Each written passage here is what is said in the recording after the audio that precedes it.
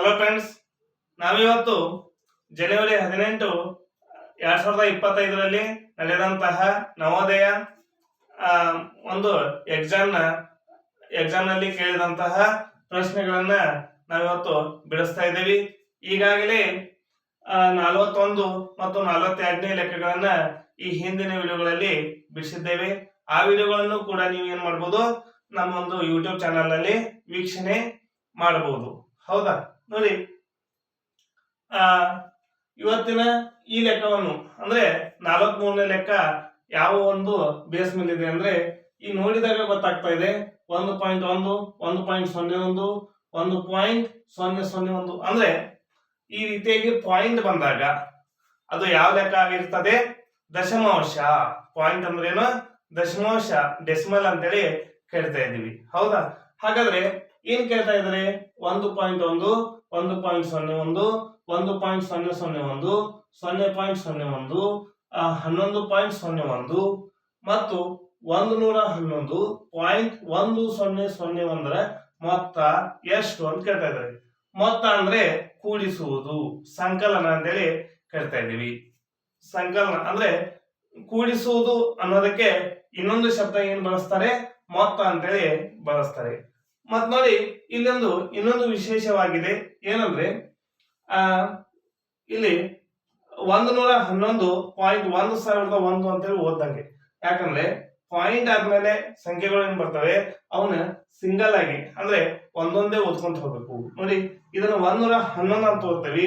ಇದಾದ್ಮೇಲೆ 0.1001, ಅದೇ ರೀತಿಯಾಗಿ 1.001 ಅಂತೇಳಿ ಓದ್ಬೇಕು. ಇದು ದಶಮಾಂಶಗಳನ್ನ ಓದುವಂತಹ ಪದ್ಧತಿಯಾಗಿದೆ ಅಂತೇಳಿ ನಾವು ಫಸ್ಟ್ ತಿಳ್ಕೋಬೇಕು. ಹೌದಾ? ಇನ್ನು ಈ ದಶಮಾಂಶಗಳ ಸಂಕಲನ ಅಂದ್ರೆ ಮೊತ್ತವನ್ನು ಯಾವ ರೀತಿಯಾಗಿ ಮಾಡ್ಬೇಕು ಅನ್ನೋದು ಒಂದು ವಿಧಾನವಿದೆ. ಯಾವುದಂದ್ರೆ ಇಲ್ಲಿ ಮುಖ್ಯವಾದದ್ದು ಏನಂದ್ರೆ ದಶಮಾಂಶ. ಹೌದಾ? ಹಾಗಾದ್ರೆ ಅದನ್ನ ಸ್ಟೆಪ್ ಬೈ ಸ್ಟೆಪ್, ಹಂತ ಹಂತವಾಗಿ ಇಟ್ಟುಕೊಳ್ಳುವುದು ಅದೊಂದೇನಾಗಿದೆ, ಪ್ರಮುಖವಾದ ಹಂತ ಆಗಿದೆ ಅಂತೇಳಿ ನಾವು ಹೇಳ್ಬೋದು. ಹಾಗಾದ್ರೆ ಯಾವ ರೀತಿಯಾಗಿ ನೋಡಿ, ಮೊದಲನೇ ಸಂಖ್ಯೆ ಏನಿದೆ 1.1. ಇನ್ನು ನೋಡಿ 1.01. ಹೌದಾ? ಹಾಗಾದ್ರೆ ಇಲ್ಲಿ ಏನ್ ಮಾಡ್ಕೋಬೇಕಂದ್ರೆ ಪಾಯಿಂಟ್ ಕೆಳಗೆ ಪಾಯಿಂಟ್ ಬರ್ಕೋಬೇಕು. ಪಾಯಿಂಟ್ ಕೆಳಗೆ ಪಾಯಿಂಟ್ ಬರಬೇಕು. ಈ ಪಾಯಿಂಟ್ ಮುಂದೆ ಏನಿದೆ? 0.1. ಈ ಪಾಯಿಂಟ್ ಹಿಂದೇನಿದೆ? 1. ಹೌದಾ? ಇದು ಪ್ರಶ್ನೆಯನ್ನ ಬರ್ಕೊಳ್ಳುವಂತ ರೀತಿ. ಯಾವಾಗ? ದಶಮಾಂಶಗಳ ಮೊತ್ತ ಕೂಡಿಸುವುದು ಅಥವಾ ಕಳೆಯುವುದು ಇದ್ದಾಗ. ಅದೇ ರೀತಿಯಲ್ಲಿ ಮುಂದಿನ ಸಂಖ್ಯೆ ನೋಡಿ, ಮತ್ತೆ ಪಾಯಿಂಟ್ ಕೆಳಗೆ ಪಾಯಿಂಟ್ ಬರೆಯೋಣ. ಮುಂದೇನಿದೆ? 0.01. ಹೌದಾ? ಈ ಪಾಯಿಂಟ್ ಹಿಂದೇನಿದೆ? 1. ಹೌದಾ? ನೆಕ್ಸ್ಟ್ ನೋಡಿ, ಇದೇ ರೀತಿಯಲ್ಲಿ 0.01. ಪಾಯಿಂಟ್ ಕೆಳಗೆ ಪಾಯಿಂಟ್ ಇಡಿ. ಹೌದಾ? 0.1 ಹಿಂದೇನಿದೆ? 0.01. ಈ ರೀತಿಯಾಗಿ ಬರ್ಕೋಬೇಕು. ಇದು ಒಂದು ಲೆಕ್ಕವನ್ನು ಬರೆದುಕೊಳ್ಳುವಂತಹ ಪದ್ಧತಿ, ವಿಧಾನ. 11.01 ನೋಡಿ, ಪಾಯಿಂಟ್ ಕೆಳಗೆ ಪಾಯಿಂಟ್ ಹಿಂದೇನಿದೆ? 11. ಇದು 11. ಆಮೇಲೆ 0.1. ಆಮೇಲೆ ಕೊನೆಯದಾಗಿ ಇನ್ನೊಂದಿದೆ ನೋಡಿ, 111.1001. ಪಾಯಿಂಟ್ ಕೆಳಗೆ ಪಾಯಿಂಟ್ ಬರೀರಿ. ಮುಂದೇನಿದೆ? 1001. 1001. ಹೌದಾ? ಹಿಂದೇನಿದೆ? 111. ಹೌದಾ? ಇದು ಈ ಲೆಕ್ಕವನ್ನ ಬಿಡಿಸ್ಬೇಕಂದ್ರೆ ಈ ರೀತಿಯಾಗಿ ಬರೆದುಕೊಳ್ಳುವಂತಹ ಒಂದು ಪದ್ಧತಿ. ಇದನ್ನ ಸರಿಯಾಗಿ ನಾವು ಬರೆದುಕೊಂಡಿದ್ದು ಅಂದ್ರೆ ಈ ಲೆಕ್ಕ ಏನಾಗ್ತಾ ಇದೆ, ಬಹಳ ಈಸಿಯಾಗಿ ನಾವು ಮಾಡಬಹುದು. ಹೌದಾ? ನೋಡಿ, ಪಾಯಿಂಟ್ ಕೆಳಗೆ ಪಾಯಿಂಟ್ ಬರಬೇಕು. ಆಮೇಲೆ ಪಾಯಿಂಟ್ ಮುಂದೆ ಬಂದಂತ ಸಂಖ್ಯೆಗಳು ಮುಂದೆ ಬರಬೇಕು, ಹಿಂದೆ ಬಂದಂತ ಸಂಖ್ಯೆಗಳನ್ನ ಹಿಂದೆ ಈ ರೀತಿಯಲ್ಲಿ ಬರ್ಕೋಬೇಕು. ಈಗ ಏನ್ ಮಾಡ್ಬೇಕು? ಮೊತ್ತ ಅಂದ್ರೆ ಏನು? ಕೂಡಿಸುವುದು. ಹೌದಾ? ಇಲ್ಲ ನೋಡಿ, ಇಲ್ಲಿಂದ ಬರೋಣ. 1 ಇಲ್ಲಿ 1 ಮಾತ್ರ ಇದೆ, 1 ಹಾಗೆ ಬರೀರಿ. ಆಮೇಲೆ 1 ನೋಡಿ, ಏನಿದೆ 0. ಹೌದಾ? ಹಾಗಾದ್ರೆ 1ಕ್ಕೆ 0 ಕೂಡಿಸಿದ್ರೆ 1. ಇಲ್ಲ ನೋಡಿ 1 0 1 1 0. ಹಾಗಾದ್ರೆ 0ಗೆ ಯಾವುದೇ ಸಂಖ್ಯೆನ 0 ಕೂಡಿಸಿದಾಗ ಅದರ ಸಂಖ್ಯೆ ಬರ್ತಾ ಇದೆ.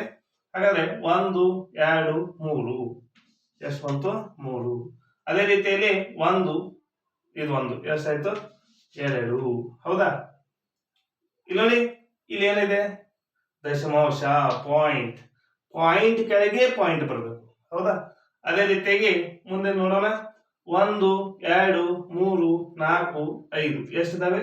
1 2 3 4 5 ಸರಿಯಾಗಿ ಎಣಿಸಬೇಕು. 5 ಇಲ್ಲಿ 1 2 2 ಇಲ್ಲಿ 1. ಹಾಗಾದ್ರೆ ಈ ಪ್ರಶ್ನೆಯ ಮೊತ್ತ ಎಷ್ಟಾಯ್ತು? ಇದ್ರ ಉತ್ತರ ಎಷ್ಟಾಯ್ತು ಅಂದ್ರೆ 125.23111.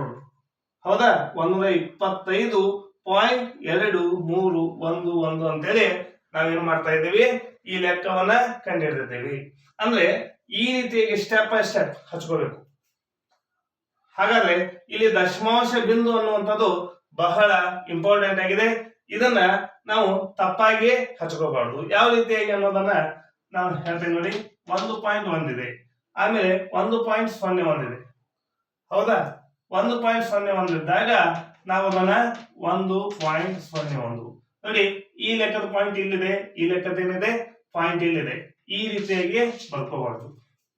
ಇದು ತಪ್ಪು ವಿಧಾನ, ಇದು ಸರಿಯಾದ ವಿಧಾನ ಅಂತೇಳಿ ಈ ಲೆಕ್ಕವನ್ನ ನಾವು ಮಾಡಿದ್ದೇವೆ. ಇದೇ ರೀತಿಯಲ್ಲಿ ಕಳೆಯುವುದು, ಏನಾದ್ರೂ ದಶಮಾಂಶಗಳ ವ್ಯವಕಲನ ಅಂತ ಕೇಳಿದ್ರೆ ಅದನ್ನು ಕೂಡ ನಾವು ಇದೇ ರೀತಿಯಲ್ಲಿ ಲೆಕ್ಕವನ್ನ ಮಾಡಬೇಕು. ಹೌದಾ? ಈ ವಿಡಿಯೋ ನಿಮ್ಗೆ ಇಷ್ಟ ಆಗಿದ್ರೆ ಲೈಕ್ ಮಾಡಿ, ಶೇರ್ ಮಾಡಿ, ಸಬ್ಸ್ಕ್ರೈಬ್ ಮಾಡಿ.